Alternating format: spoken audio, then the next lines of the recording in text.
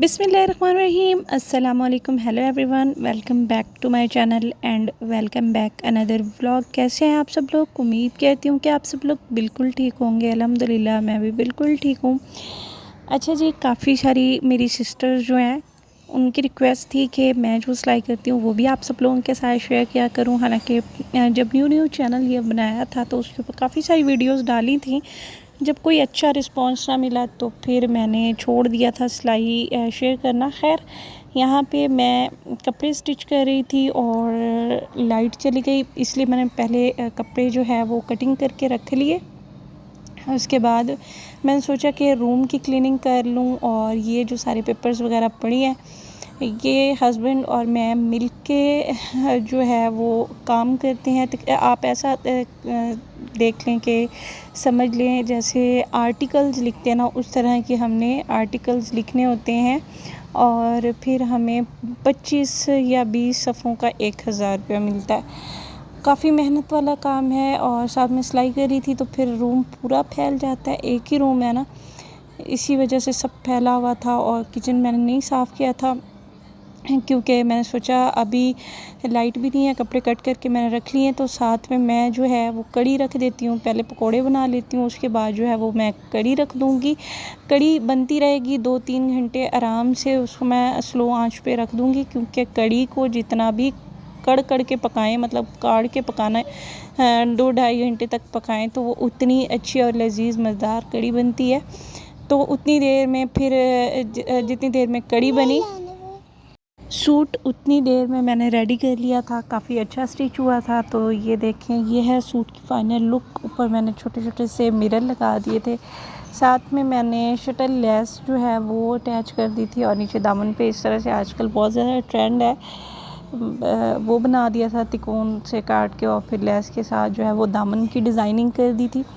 ये सूट जो है वो रेडी हो चुका था और तकरीबन मुझे इस सूट की जो सिलाई है वो 350 रुपये मिली थी और जबकि इसमें मैंने 150 रुपये समझ लें कि मेरा ऊपर ख़र्च हुआ था।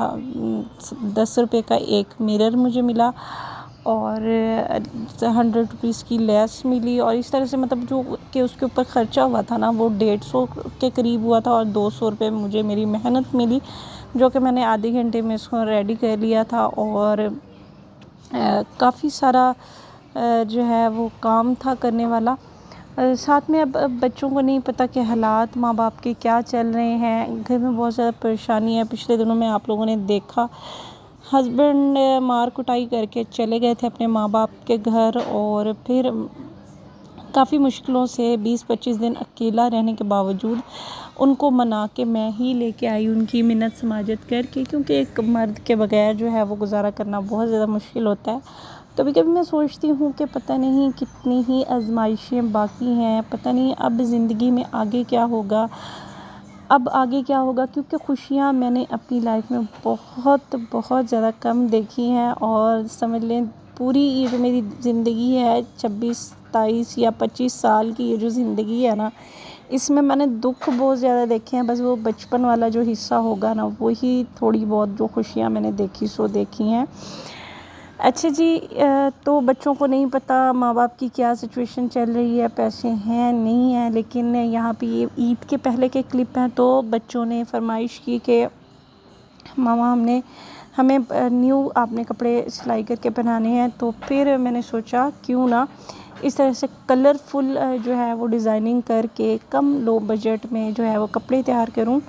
तो बस प्लेन ब्लैक कलर का कपड़ा लिया और उसके ऊपर मिरर लगा दिए, बहुत प्यारे प्यारे कलरफुल छोटे छोटे पीसेस लेके उनकी डिज़ाइनिंग कर ली और अल्हम्दुलिल्लाह माशाल्लाह से सबको इतने ज़्यादा ये पसंद आए थे। ये ईद वाले दिन के क्लिप हैं।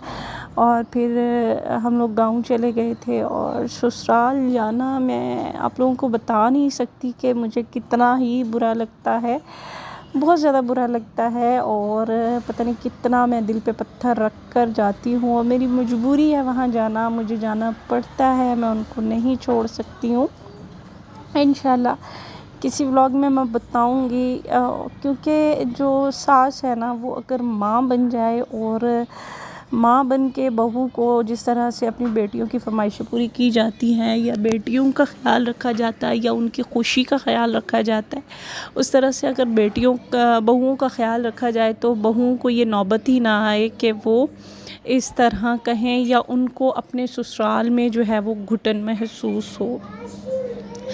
यहाँ पे मैं अब ईद गुज़र चुकी थी और फिर भैंसों के पास आ गई थी। काफ़ी सारी मलाई जमा हो रखी थी दूध की, तो फिर उसके बाद उसका मक्खन निकाला। मक्खन निकालने के बाद वो लस्सी सी बचती है, फिर उसको ज़ाया नहीं किया करते, तो इस तरह से भैंस को पिलाने आ गई थी। काफ़ी माशाल्लाह से अच्छी वाली भैंस है और ये पीती है और ये किसी और के हाथ से नहीं पीती, मेरे साथ काफ़ी अटैच है और सब लोग डरते हैं इससे। मतलब बड़े तो नहीं डरते, बच्चे वगैरह डरते हैं, और बड़ों के हाथ से भी नहीं पीती। और बचपन से ही मैंने इसको मतलब पिलाना वो किया हुआ था।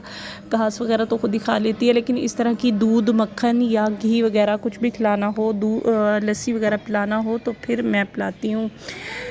तो ये था मेरा छोटा सा व्लॉग। उम्मीद करती हूँ कि आप सब लोगों को व्लॉग पसंद आया होगा। बहुत सारा दिल करता है बहुत ज़्यादा बातें करने को, लेकिन फिर वही बात आ जाती है, क्लिप्स बहुत कम होते हैं और व्लॉग बनाने को दिल भी नहीं करता। जब मैं देखती हूँ व्यूज़ बहुत कम आते हैं, और जब मैं अपनी ज़िंदगी की परेशानियाँ देखती हूँ ना कि इतनी ज़्यादा परेशानियाँ हैं, इतने ज़्यादा काम है, इतनी ज़्यादा मसरूफियात हैं और यूट्यूब से निकलना कुछ नहीं है। इसका आउटपुट मुझे कोई अच्छा नहीं मिल रहा है, इसकी कोई इनकम नहीं है, कुछ भी नहीं है, टाइम वेस्टिंग वाली ही बात है। तो फिर बहुत ज़्यादा दिल बुरा हो जाता है। और जब मैं लोगों की वीडियोस देखती हूँ और देखती हूँ कि लोगों के ख्वाब किस तरह से सच होते हैं, लोग जो है वो किस तरह से किन किन मुकाम पे पहुँच गए हैं, तो फिर दिल कर पड़ता है थोड़े बहुत व्लॉग क्लिप जो है वो बना लेती हूँ जो कि आंखों को अच्छे लग रहे होते हैं, ताकि आप लोगों के साथ शेयर करूं और अपने दिल की बातें करूं। तो प्लीज़ मेरे चैनल पे न्यू हैं तो चैनल को ज़रूर सब्सक्राइब कीजिएगा और मुझे सपोर्ट करें, ताकि जिन हालातों से मैं गुज़र रही हूं और मेरी बेटियां इन हालातों से ना गुजर। ये ईद इतनी ही भारी थी कि मुझे मना कर दिया गया था कि मैं अपने मैके भी नहीं जा सकती। मैं अपने मतलब अपने फादर से, अपने बाबा से नहीं मिल सकती। तो ईद पे मैं, आप खुद ही सोचें कि मेरी ईद कैसी गुजरी होगी। और पता नहीं ये ज़िंदगी न जाने और कितने गम और कितनी तकलीफ़ें जो है वो लेके बैठी है मेरे लिए, और मैं क्या कुछ देखूं। तो प्लीज़ थोड़ा सा मेरी ज़िंदगी को आसान कीजिए और मुझे सपोर्ट कीजिए। इंशाल्लाह किसी दिन डिटेल से फिर बताऊंगी अगले नेक्स्ट व्लॉग में कि क्या हुआ ईद वाले